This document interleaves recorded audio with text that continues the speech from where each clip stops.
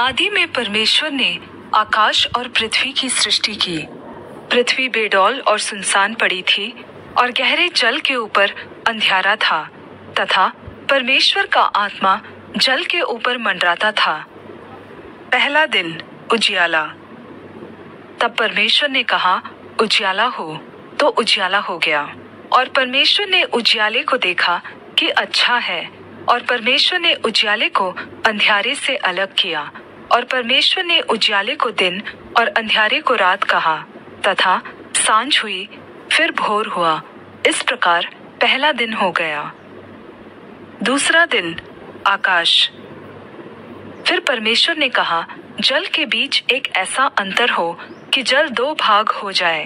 तब परमेश्वर ने एक अंतर करके उसके नीचे के जल और उसके ऊपर के जल को अलग अलग किया, और वैसा ही हो गया। और परमेश्वर ने उस अंतर को आकाश कहा, तथा सांझ हुई, फिर भोर हुआ। इस प्रकार दूसरा दिन हो गया।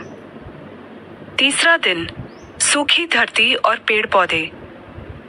फिर परमेश्वर ने कहा, आकाश के नीचे का जल एक स्थान में इकट्ठा हो जाए और सूखी भूमि दिखाई दे, और वैसा ही हो गया।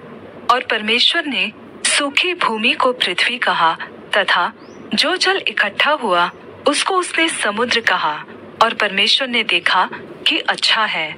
फिर परमेश्वर ने कहा, पृथ्वी से हरी घास तथा बीज वाले छोटे छोटे पेड़ और फलदायी वृक्ष भी, जिनके बीज उन्हीं में एक एक की जाति के अनुसार होते हैं, पृथ्वी पर उगे, और वैसा ही हो गया। इस प्रकार पृथ्वी से हरी घास और छोटे छोटे पेड़, जिनमें अपनी अपनी जाति के अनुसार बीज होता है, और फलदायी वृक्ष, जिनके बीज एक एक की जाति के अनुसार उन्हीं में होते हैं, उगे। और परमेश्वर ने देखा कि अच्छा है। तथा सांझ हुई, फिर भोर हुआ। इस प्रकार तीसरा दिन हो गया। चौथा दिन सूरज, चांद और तारे।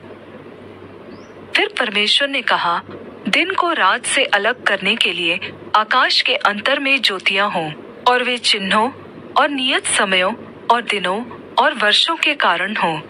और वे ज्योतियां आकाश के अंतर में पृथ्वी पर प्रकाश देने वाली भी ठहरे, और वैसा ही हो गया। तब परमेश्वर ने दो बड़ी ज्योतियां बनाई।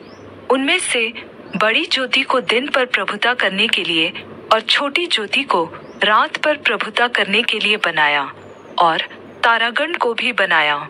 परमेश्वर ने उनको आकाश के अंतर में इसलिए रखा कि वे पृथ्वी पर प्रकाश दे तथा दिन और रात पर प्रभुता करे, और उजियाले को अंधियारे से अलग करे। और परमेश्वर ने देखा कि अच्छा है। तथा सांझ हुई, फिर भोर हुआ। इस प्रकार चौथा दिन हो गया। पांचवा दिन मछलियां और पक्षी। फिर परमेश्वर ने कहा, जल जीवित प्राणियों से बहुत ही भर जाए, और पक्षी पृथ्वी के ऊपर आकाश के अंतर में उड़े।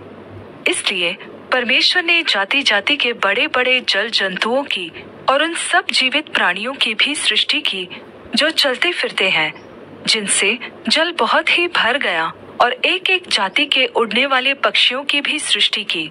और परमेश्वर ने देखा कि अच्छा है।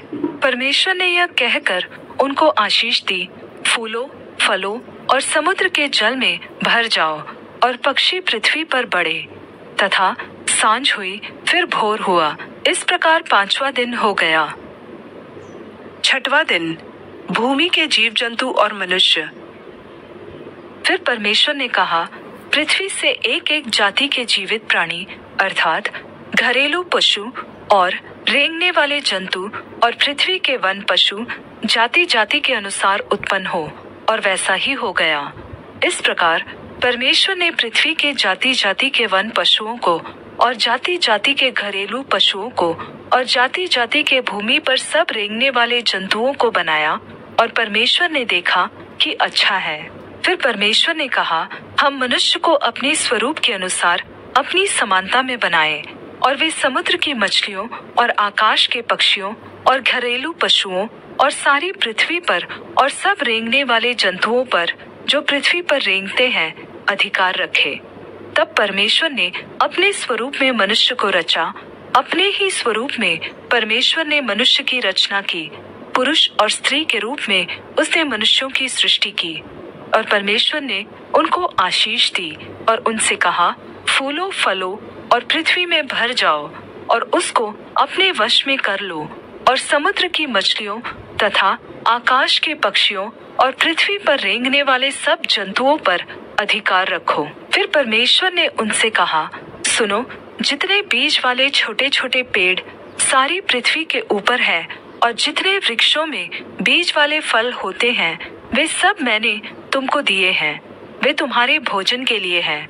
और जितने पृथ्वी के पशु और आकाश के पक्षी और पृथ्वी पर रेंगने वाले जंतु हैं जिनमें जीवन का प्राण है, उन सब के खाने के लिए मैंने सब हरे हरे छोटे पेड़ दिए हैं। और वैसा ही हो गया। तब परमेश्वर ने जो कुछ बनाया था सबको देखा, तो क्या देखा कि वह बहुत ही अच्छा है। तथा सांझ हुई, फिर भोर हुआ, इस प्रकार छठवां दिन हो गया।